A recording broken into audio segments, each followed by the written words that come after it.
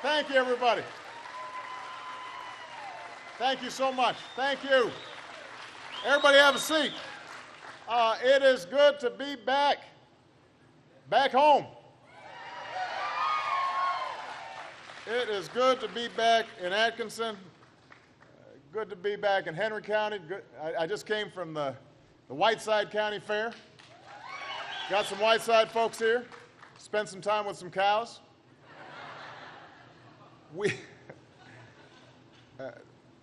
I want to acknowledge a few people who are with us today. Wonderful, wonderful folks. First of all, our Secretary of Transportation, Peoria's own Ray LaHood is in the house.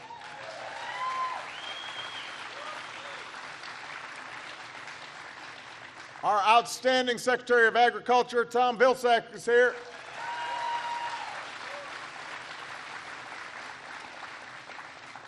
Mayor Gus Jr. is in the house.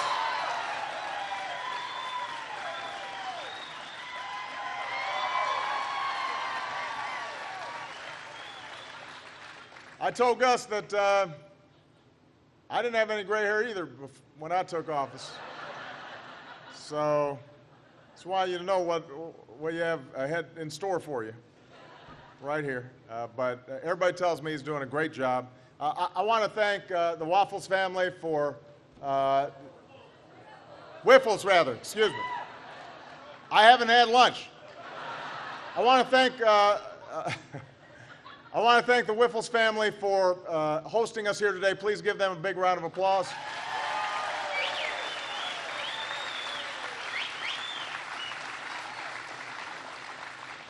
I want to thank Lisa of Lisa's Place. Where's Lisa?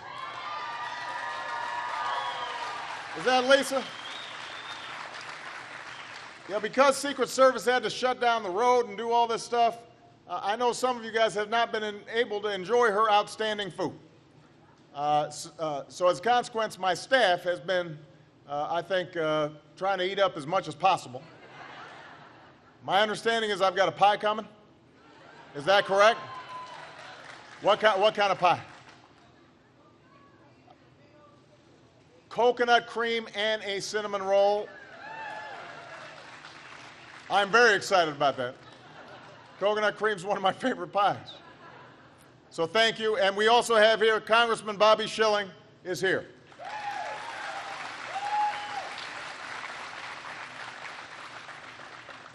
Now, it is absolutely terrific to be back home.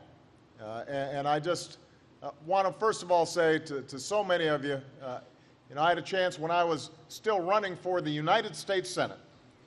And a lot of people did not know my name. Look, this young lady, she's got like a picture from the, I will sign it, of course I will. And so, as we've been traveling through the back roads of Iowa and now Illinois, it is such a reminder of why I decided to get involved in public service in the first place. We've obviously been going through a tough time over these last 2.5 years.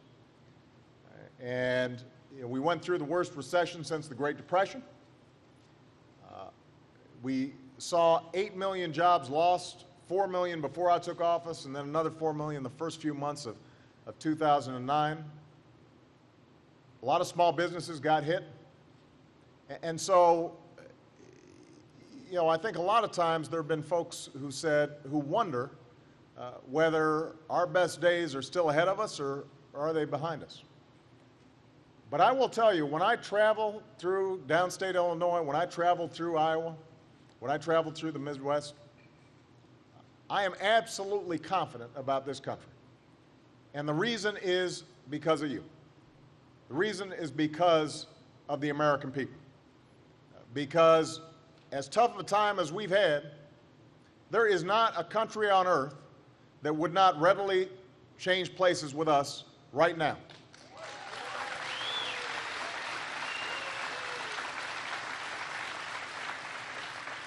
We've still got the best workers in the world. We've got the best entrepreneurs in the world. We've got the best scientists, the best universities. we have so much going for us, and you see it at a company like this one. You know, I was talking to the Wiffle brothers, and they were telling me that they're now expanding. They've hired some new folks. They're starting to go into new markets around this region.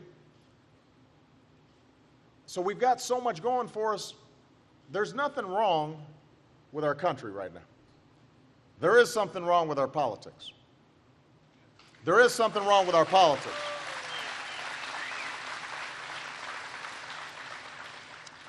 You know, when you look at this debacle we had with the debt ceiling and raising it,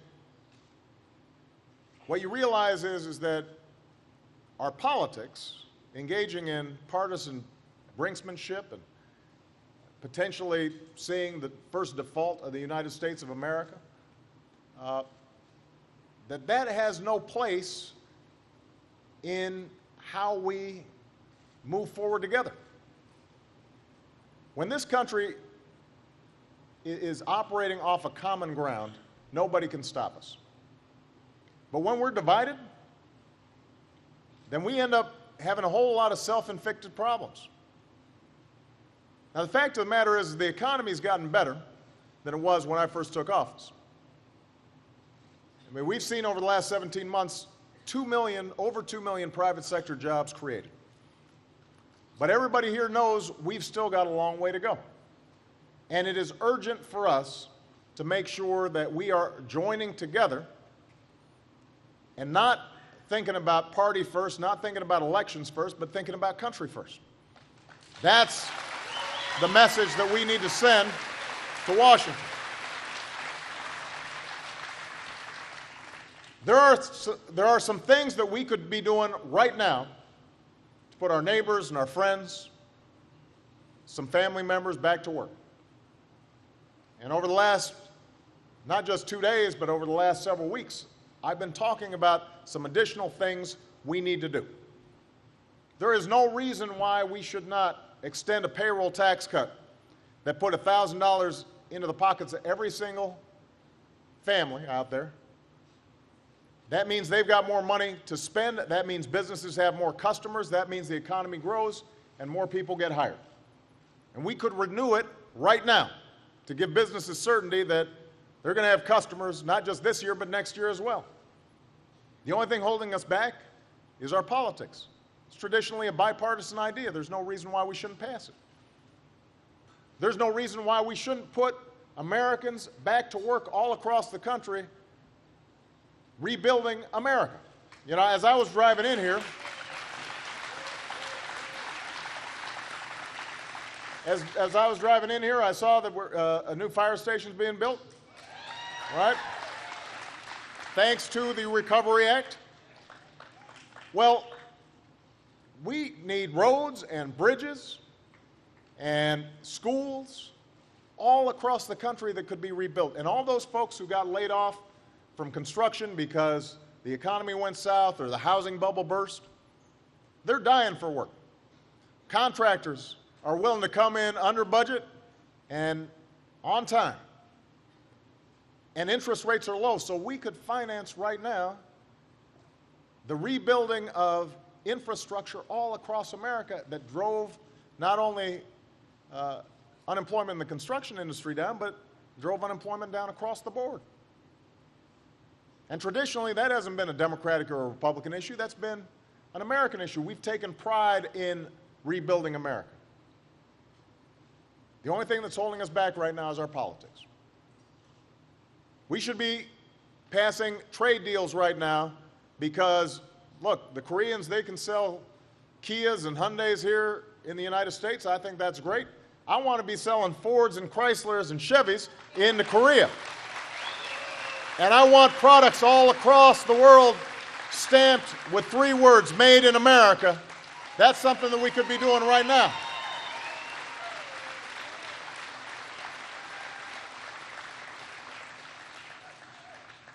There's a bill pending in Congress right now that's called the America Invents Bill. Basically says entrepreneurs who are coming up with good ideas, let's say if the Wiffle brothers came up with a new strain and they wanted to patent it in some way, make it easier for them so that they can market it and make money off it and hire people for it. We could do that right now. The only thing that's holding us back is our politics. Look, over the last 6 months, even though the economy has been growing, even though the economy has been recovering, it has not recovered as fast as it could. And some of those things are not in our control. You know, we couldn't control the tsunami in Japan that disrupted supply chains. We could not control what happened in the Middle East that drove up gas prices. We don't have complete control over what happens in Europe with their problems. And all those things have affected our economy, but there's so many things that we've got control over right now that we could be doing to put people back to work. And by the way, there's no reason to think that putting people back to work is somehow in conflict with us getting our fiscal house in order. You know, this downgrade that happened, they didn't downgrade us because America couldn't pay its bills. They downgraded it because they felt that our political system couldn't seem to make good decisions in order to deal with our budget the same way families deal with their budgets. And so the fact of the matter is that we came close to a grand bargain which would have said we're going to cut spending we don't need in order to pay for the things we do. We're going to eliminate unnecessary programs so we can pay for student loans so they can go to University of Illinois or University of Iowa. And we know that we've got to invest in basic research. That's part of what made us the most productive agricultural powerhouse in the world. So we don't want to cut back agricultural research in order to pay for it. We've got to get rid of some things. But what we've also said is we've got to do it in a balanced way. We've got to do it in a balanced way. You know, a couple of days ago, Warren Buffett wrote a op-ed piece in which he said it's time to stop coddling billionaires. And he pointed out that he pays a lower tax rate than anybody in his office, including his secretary. That doesn't make any sense.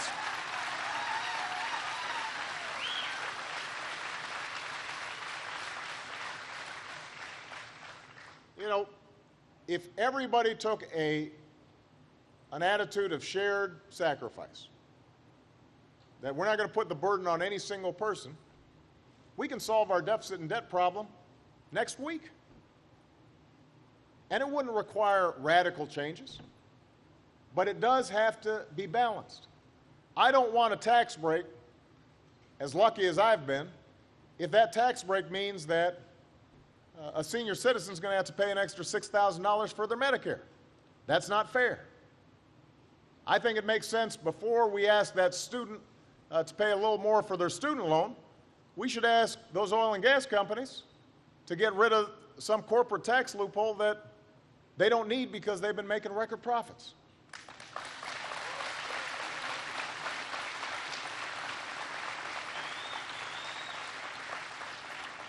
A lot of this is common sense. I was saying, I was at a town hall in Minnesota, I pointed out, you know, when there have been times in my life, Michelle and I, things were a little tight.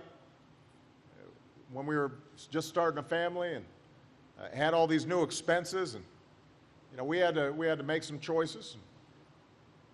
You know, we didn't say to ourselves, well, we're not going to put any money into the college fund so we can keep on eating fancy dinners anytime we want.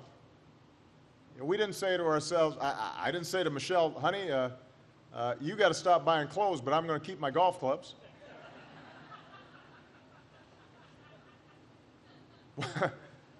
What we said was, well, let's figure out what are the things that are going to be important to our family to make sure it succeeds, not just now, but in the long term.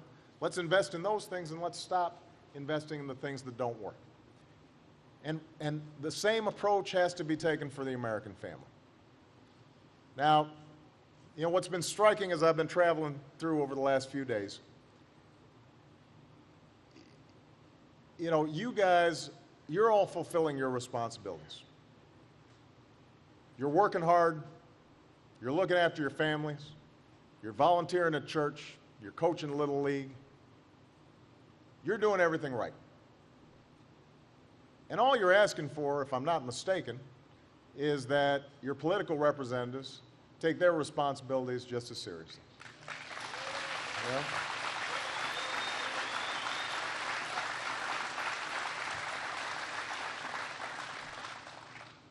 And part of that means that you have to put politics aside sometimes to do what's right for the country. You know, people have been asking me, well, why didn't you call Congress back after this whole debt ceiling thing? Why'd you let them leave town? I said, well, I don't think it would be good for business confidence and certainty just to see members of Congress arguing all over again. I figured it was time for them to spend a little time back in their districts. Hear your frustrations. Hear your expectations. You know, as I've been driving on this bus, just seeing all those flags on the way in, seeing folks waving, little kids, you know, ready to go back to school, and grandparents in their lawn chairs, and you know, folks out in front of the machine shop and out in front of the fire stations. You know, you go through small towns all throughout America, and it reminds you how strong we are and how resilient we are and how decent we are. And that should be reflected in our politics. That should be reflected in our government. And that's why I'm enlisting you.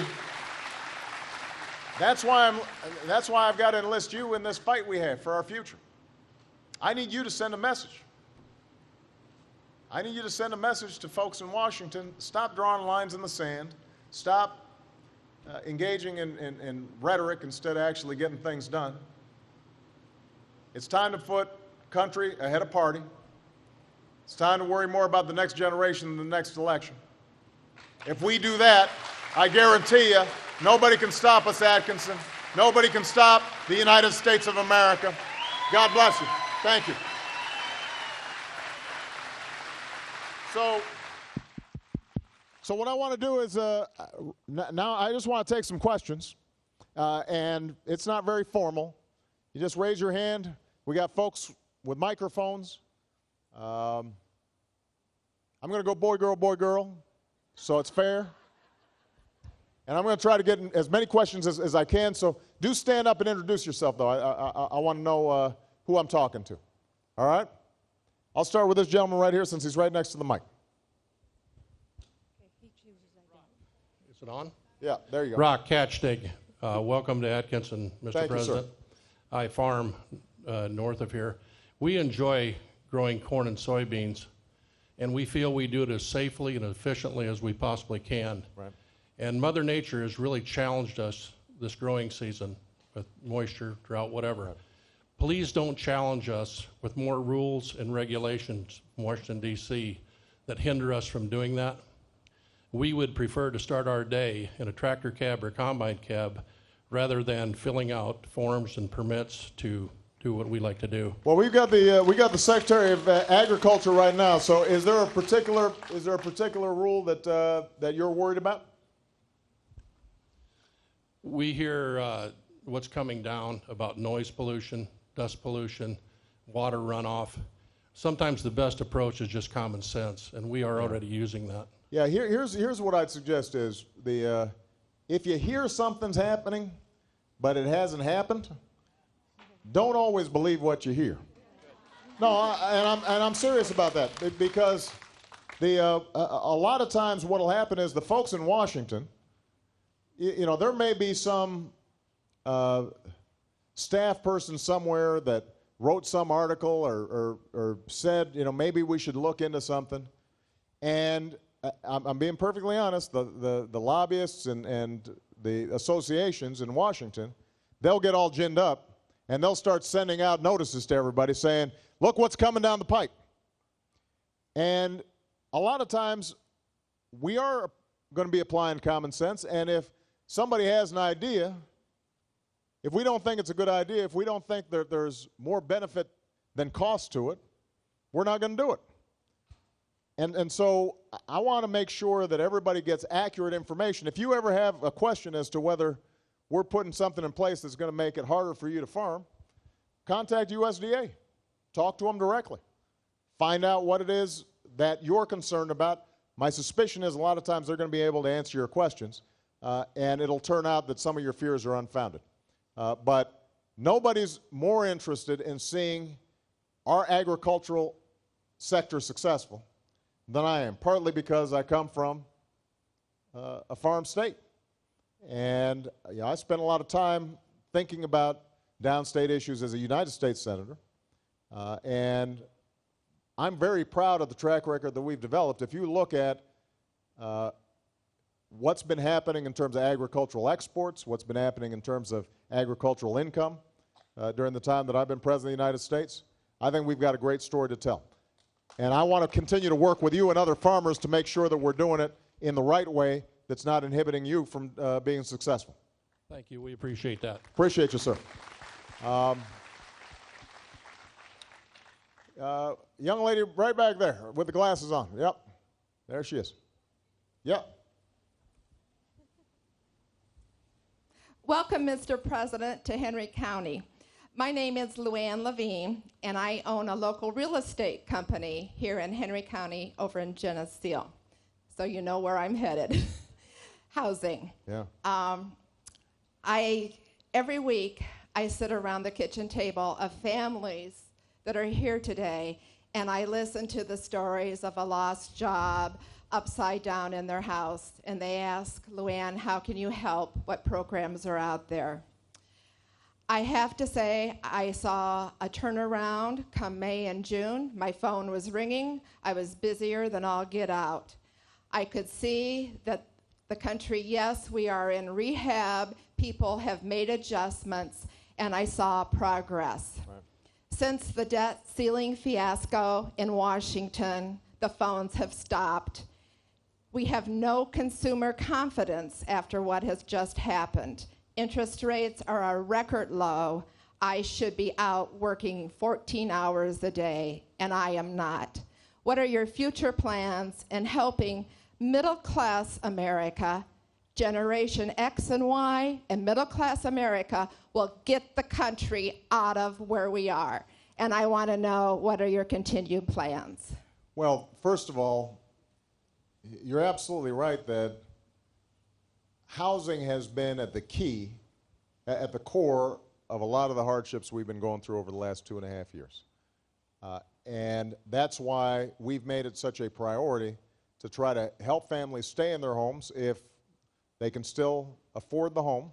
There were some folks who bought homes they couldn't afford, but there are a lot of folks who just had a run of bad luck because somebody lost a job or lost a shift.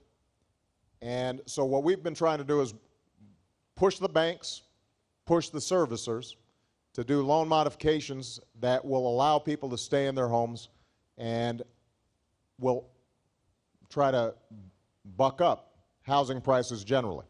Can I Sure, please say the loan modification system's been a nightmare. Short sales are a nightmare. Right. And the lenders are so tight, and you have to be so perfect, and it's not a perfect world. Well, what we've been trying to do is make sure that, we probably had a couple of million loan modifications that have been taking place. The problem is that the housing market's so big. And so a lot of families have just had to work down their debts, and they've been successful. And as you said, we were starting to see things bottom out and confidence start picking up. Now, I can't excuse the self-inflicted wound that was that whole debt debate. Shouldn't have happened the way it did. We shouldn't have gotten that close to the brink. It was inexcusable. But moving forward, I think a lot of this has to do with confidence, as you said. 100%. Companies have never been more profitable. They're seeing record profits. It's just they're hoarding their cash. They're not investing it. A lot of banks have now recovered, but they're not lending the way they used to. Now, they need to have slightly tighter lending criteria than they used to have, obviously, because that was part of the reason that we had that housing bubble. Yep. But one of the things we've talked about is, can we encourage banks now to take a look at customers who are good credit risks but are being unfairly punished as a consequence of what happened overall. There are some other ideas that we're looking at on the housing front, but I'll be honest with you. When you've got many trillions of dollars worth of housing stock out there, the federal government is not going to be able to do this all by itself. It's going to require consumers and banks and the private sector working alongside government to make sure that we can actually get housing moving back again. And it will probably take this year and next year for us to see a slow appreciation again in the housing market. What we can do is make sure we don't do any damage. And that's what happened in this last month. That's why I was so frustrated by it, and I suspect that's why you were so frustrated by it as well. Very much. The last thing I'll say, though, is if we get the overall economy moving, if we pass this payroll tax cut, if we get some of these tax credits for businesses that we passed back in December extended into next year so that we're giving incentives for folks to invest in plants and equipment now, if the overall economy is doing well, that means consumers are doing better. It also means that housing will start doing better as well. All right? Thank you so much for your great question. Gentleman in glasses right there. Yes, sir. Hi, Mr. President. My name is Larry Floriani, and I work at the Rock Island Arsenal. And thanks a lot for coming to our town. We're really happy to have you here so we can talk to you. You bet. Okay, my question is, what do you think the Simpson-Bowles Commission contributed to the deficit and debt discussion, and what do you expect will be accomplished by the new super congressional committee? Well, first of all, let me thank everybody who does work at the Arsenal, because you guys are out there and you've been saving lives and making sure our troops are well equipped for generations now. So thank you.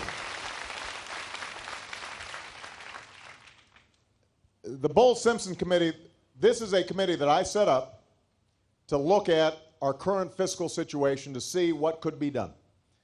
And it was a bipartisan committee. It was chaired by a well-known Republican, Alan Simpson, former senator, and Erskine Bowles, who used to be the chief of staff for Bill Clinton. And it had equal numbers of Democrats and Republicans, as well as business sector and private sector leaders. And basically what they recommended was what I've been talking about, which is a balanced approach in which we're making some modifications to what's called discretionary spending. That's the spending we do every year on everything from farm programs to student loan programs to food stamps to you name it.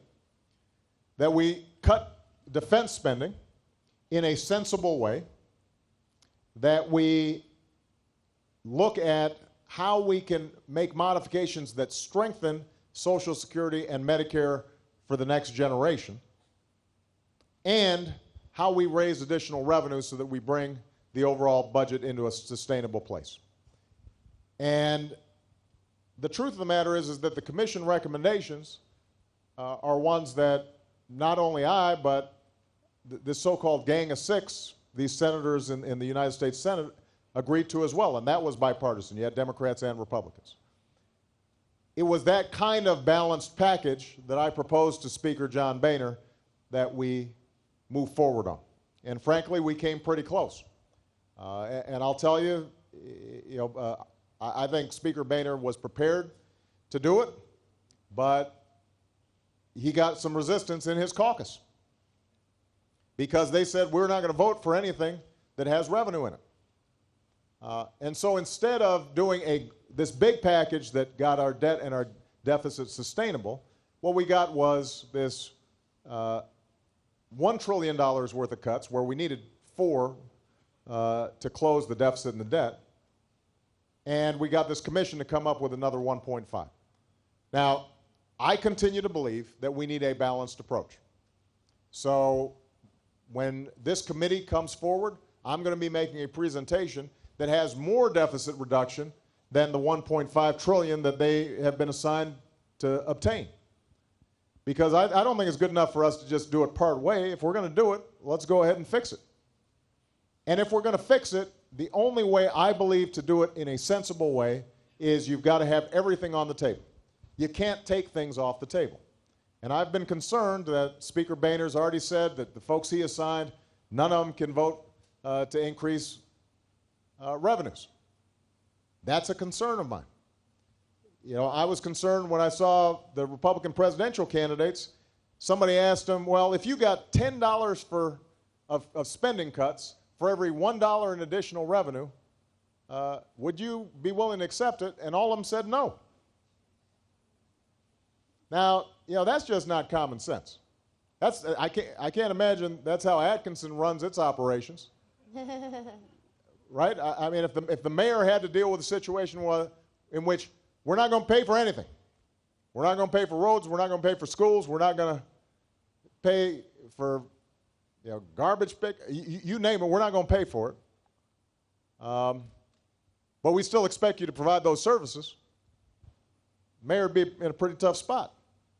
There's no reason why we would expect the federal government to do the same, to operate in the same way. So bottom line is this. I will be presenting, as I've already presented, I did back earlier this year, a plan that says we're going to have spending cuts and we're going to have revenue. We'll have more spending cuts than we have revenue, but we're going to have to take a balanced approach, and everything's going to be on the table, including our long-term obligations. Because the thing that is driving the deficit, if you look at, we had a balanced budget back in 2000. Here's what happened. Number one is we decided that we would cut taxes without paying for it. So we had huge tax cuts in 2001, 2003. Then we had 2 wars. And for the first time in our history, we didn't pay for our wars. You know, when our grandparents fought in World War II, the entire country paid for the wars that it fought. They didn't pass it on to the next generation, didn't put it on a credit card. We were the first generation not to pay for the wars that we fought. And then we had a big prescription drug plan that was added to Medicare, and that wasn't paid for. Then the recession hits, which means less money's coming in, but more money's going out in terms of helping the unemployed or helping states and local governments not lay off teachers and firefighters and so on. And you combine all those things, we've got a big debt and a big deficit. The good news is this is not, it doesn't require radical surgery for us to fix it. It just requires us all taking an approach that says we're a family and all of us are going to share a little bit in the burden, and those of us who are most fortunate, you know, we can do a little bit more. And corporations, they can afford to close some loopholes and simplify the tax code to get it done. All right? Thank you. President. All right, it's this young lady in the pink right here. Yes.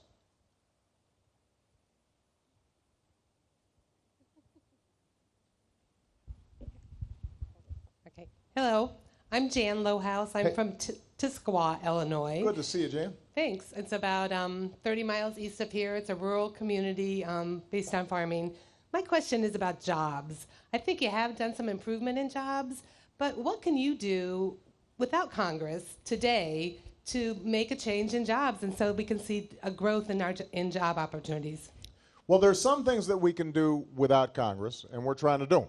So, for example, I set up a jobs council made up of a lot of employers, both small businesses but also some of the biggest companies in the world, and ask them, what can we be doing to encourage job growth? And they've come up with a series of recommendations, some of which don't involve Congress at all, and we're trying to implement them. So a while back I announced we've got a lot of vets coming back from Afghanistan and Iraq who have incredible experience. 25-year-olds who are leading platoons into battle. 26-year-olds who are handling $100 million pieces of equipment. But the problem is that we're not doing as good of a job helping them market the skills and experience and leadership that they have to employers, and we're not linking them to employers who may be able to use their talents. And so we just announced a couple of weeks ago a whole new initiative where the Department of Defense is going to have a reverse boot camp. Just like you train folks to come in to the military, you train them going out, to figure out how they're going to get jobs, and we got commitments from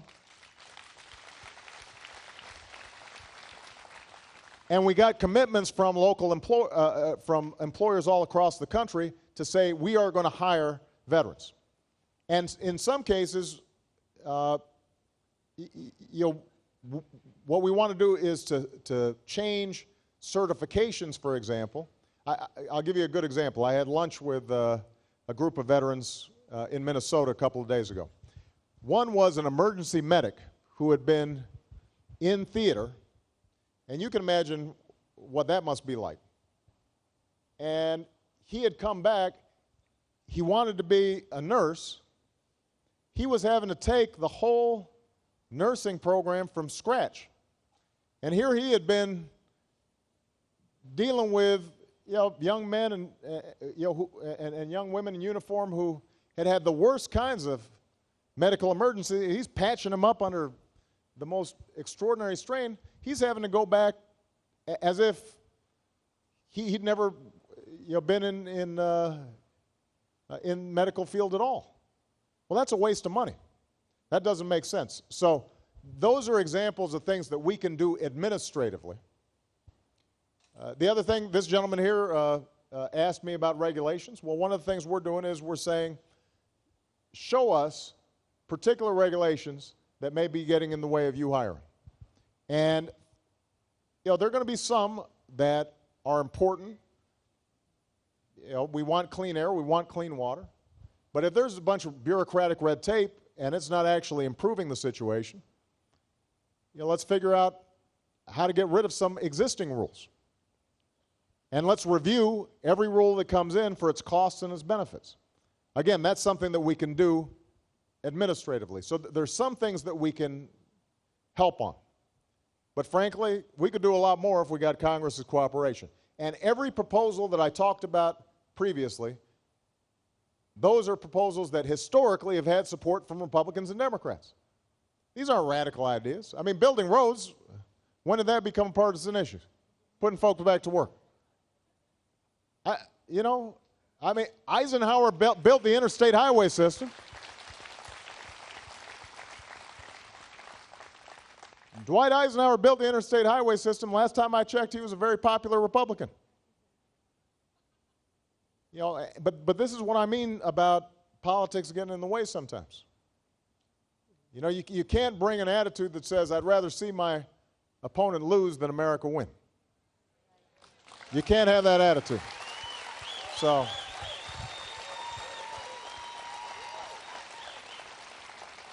this gentleman right here with the goatee there. There you go. Mike's right there.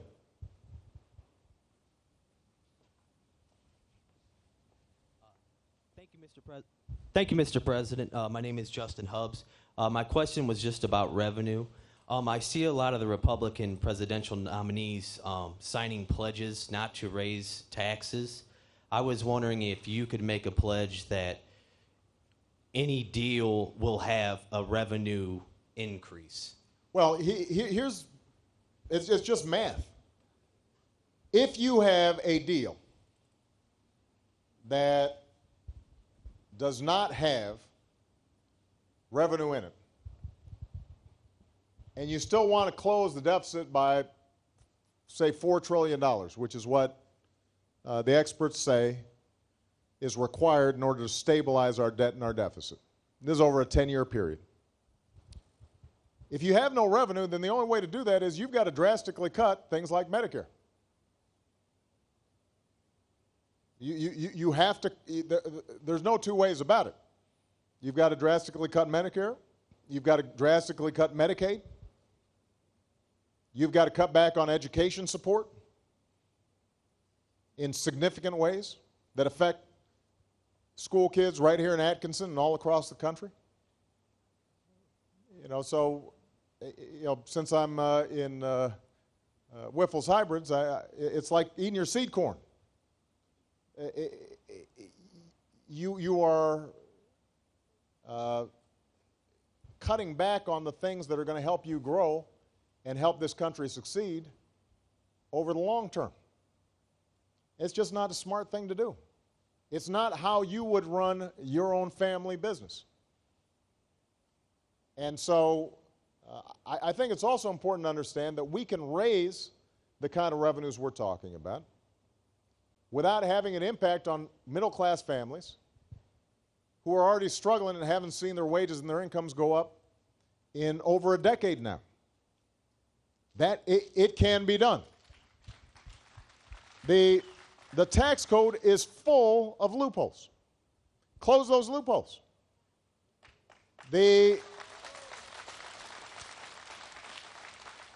When it comes to the corporate tax rate, we could actually lower the overall corporate tax rate, which would make us more competitive, if we closed up a whole bunch of these loopholes that special interests and lobbyists have been able to get into the tax code. It might put some lawyers out of business, but it'd be the right thing to do. And when it comes to upper income folks, I talked about Warren Buffett, but the truth is, I'll just give you one example. The reason Warren Buffett's taxes are so low is because he typically gets his income from capital gains. Capital gains are taxed at 15%. Now, your income taxes, you're not being taxed at 15%, most of you. And as a consequence, these days, the richer you are, the lower your tax rate. Now, that can't be something that is defensible regardless of party. I don't care whether you're a Democrat or Republican, Independent. That can't be the way it is. One last point I want to make, though, about these pledges. I take an oath. My pledge is to make sure that every day I'm waking up looking out for you, for the American people. And so I don't go around signing pledges because I want to make sure that every single day, whatever it is that's going to be best for the American people, that's what I'm focused on. That's what I'm committed to. And that's how I think every representative in Congress should be thinking, not about some pledge that they signed for some special interest group or some lobbyist or some association somewhere. They should be waking up thinking, what's best for the country? All right. This young lady's been very patient right here. Yes, you. Hi, I'm Kelly Wiffles. I'm relation to Bob and Bill, and I'm a student at Western Illinois University. What are you studying? I'm a supply chain management major and a French major, and I'm wondering what you think is one of the best majors to major in order to get a job. Our professor seems to think that supply chain, there's a lot of job opportunities out there, but I wonder what other majors you think that are good for students to study. Well, first of all, I can tell you're going to be good whatever you do. So when you finish, you let me know. We'll talk to LaHood or Vilsack, and we may hire you because you seem very impressive. Look,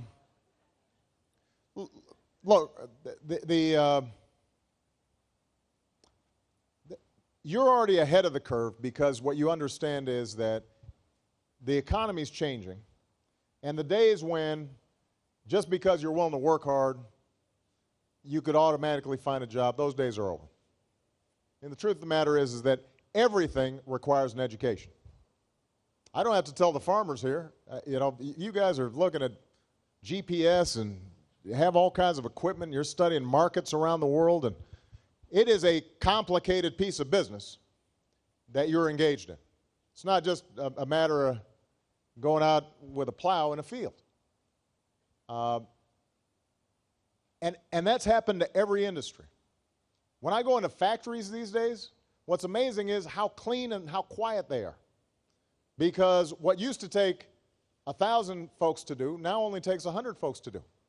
And one of the challenges in terms of rebuilding our economy is businesses have gotten so efficient that, when was the last time somebody went to a bank teller instead of using the ATM, or used a travel agent instead of just going online? A lot of jobs that used to be out there requiring people now have become automated, and that means us investing in our kids' education. Nothing's more important. Nothing is more important. Now, but you're also asking a good question, which is, don't just go to college without having some idea about what interests you. Now, this supply chain management, I think, is a great field because the world is shrinking and products from Atkinson end up on a dinner table in China somewhere. And that means that people who understand how to move products and services and people in efficient ways, there's going to be high demand for them. So I don't think your professor's just trying to keep you in class. I think he actually is onto something here. One of the things I'm worried about, and we're trying to put a lot of emphasis on in the Department of Education, is can we do more to encourage math, science, engineering, technology learning? Because I can guarantee you, if you are a skilled engineer, if you are a skilled computer scientist, if you've got strong math skills and technical skills, you are going to be very employable in today's economy. And that has to start even before young people get to college. So we're trying to institute a whole, what's called a STEM program, science, technology, engineering, and math, in the lower schools so that kids start getting oriented towards those fields. That's where we traditionally have had a comparative advantage, but we're losing ground to China and India, places like that, where those kids are just focused on those subjects.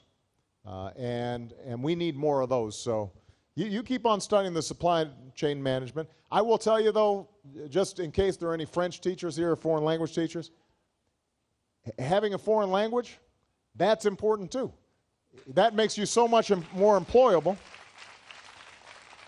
Because if you go to a company and they're doing business in France or Belgium or Switzerland or Europe somewhere, and they find out you've got that language skill, that's going to be important as well. And we don't do that as much as we should. We don't emphasize that as much as we should here in the United States. So congratulations, proud of you. Thanks. All right, couple more. It's a guy's turn, isn't it? Oh, well, I've got a call on this guy right here. What's your name, young man? I'll hold it. You go ahead. My name is Alex McAvoy.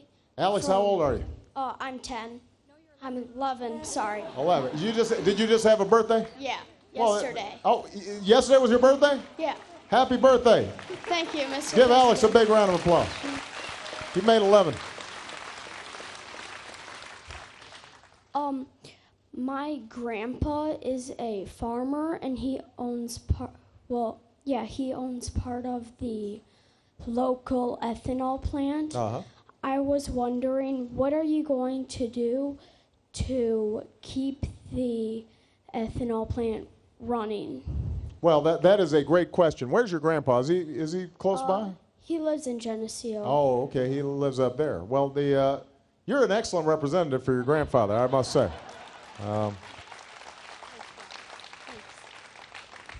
We might have to hire you too. I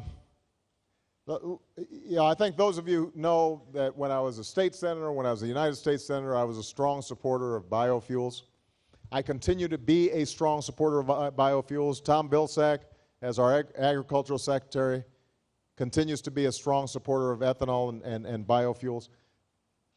I will say that the more we see the science, the more we want to find ways to diversify our biofuels so that we're not just reliant on corn-based ethanol. Now, we can do more to make corn-based ethanol more efficient than it is, and that's where the research comes in. And there are some wonderful research facilities in our own University of Illinois system that have done a lot to advance the science on this. But the key going forward is going to be, can we create biofuels out of switchgrass and wood chips and other materials that right now are considered waste materials. And part of the reason that's important is because, as I think most farmers here know, particularly if you're in livestock farming, right now the costs of feed keep on going up, and the cost of food as a consequence are also going up. Only about 4% of that is accounted for by corn being diverted into ethanol. But as you see more and more demand placed on our food supplies around the world, as folks in China and folks in India start wanting to eat more meat and commodity prices start going up, it's going to be important for us to figure out how can we make biofuels out of things that don't involve our food chain.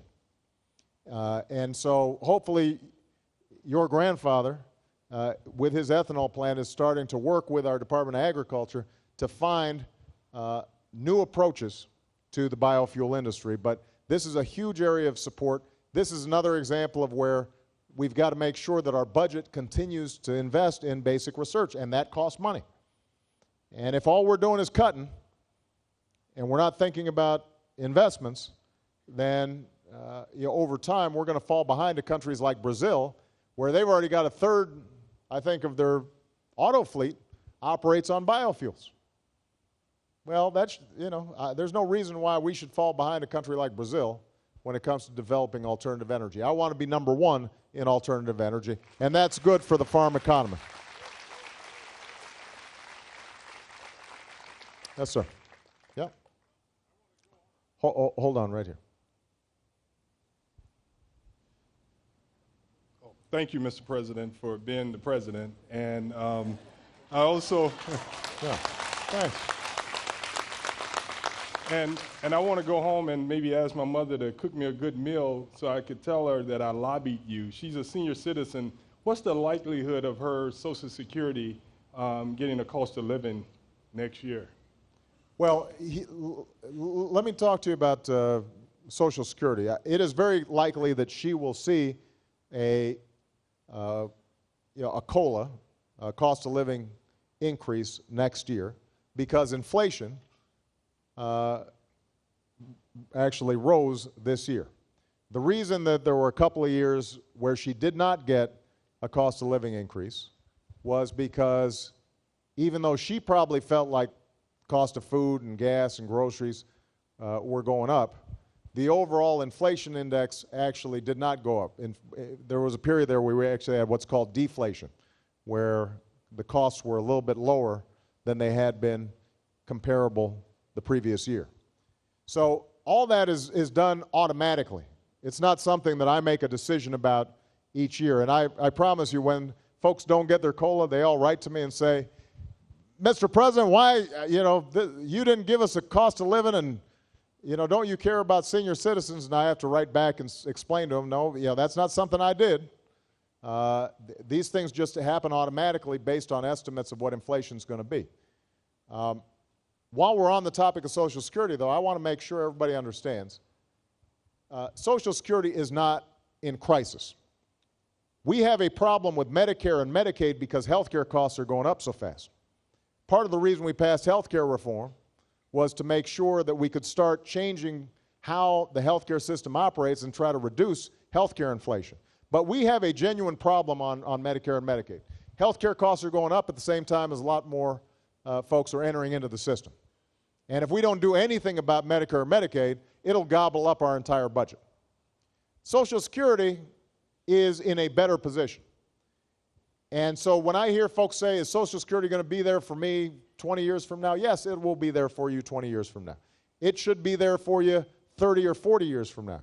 And the adjustments that we have to make on Social Security are relatively modest. They're the kind of changes that Ronald Reagan and Tip O'Neill agreed to back in 1983 that created long-term solvency of the system. We can have Social Security solvent for another 75 years with just a few modest changes. So when your grandmother, tell her it wasn't me who didn't give her a COLA last, couple years. In fact, we tried to pass through Congress a $250 supplement because we knew seniors were having a tough time. We couldn't get it passed through Congress, but they should get some modest increase next year. Okay. All right. I think I've got time for a couple more questions. One more. Oh, this is always a tough one. This last one. You know, I'm going to call on. I'll just call on you. You're right there in front of me, and the mic's already there. What's your name? Hi, my name is Pam Dennis. I actually work for the Community Action Agency that serves Henry County. I also serve on the Henry County FEMA board. And I understand that drastic cuts need to be made in order to balance our budget.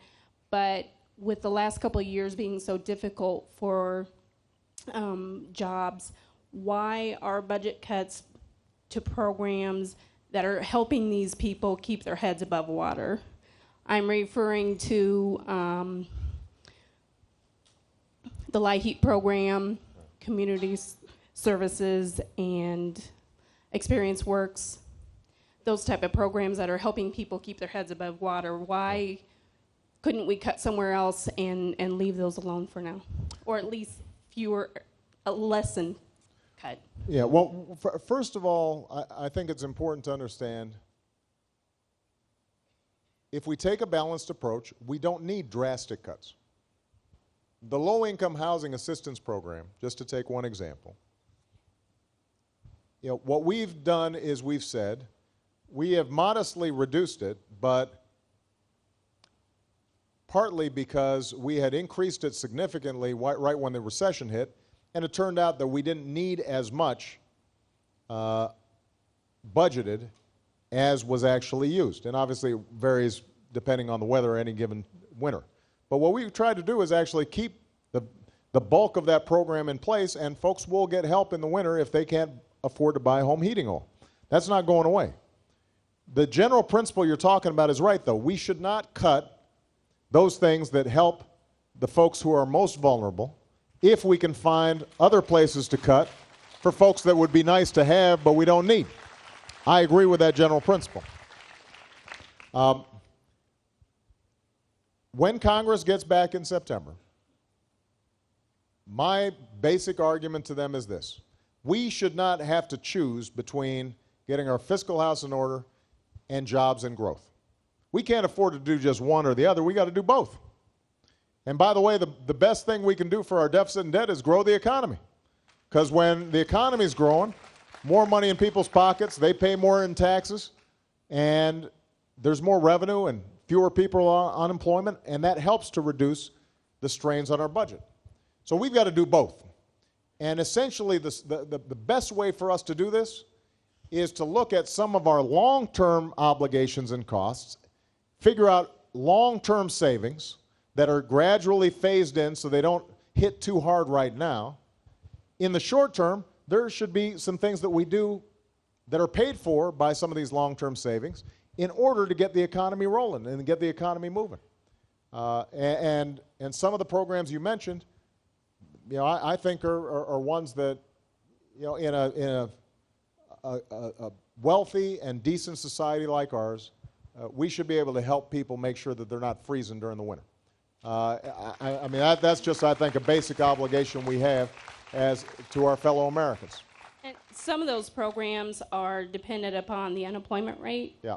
My question is, with the unemployment rate, you're only counting the people who are actually on unemployment. Right. It's not counting the people who worked a temporary job that was not eligible for unemployment, or the people who were on unemployment and now that unemployment has ran out. So those people are not being counted. So that affects specifically the FEMA funding that our Henry County gets.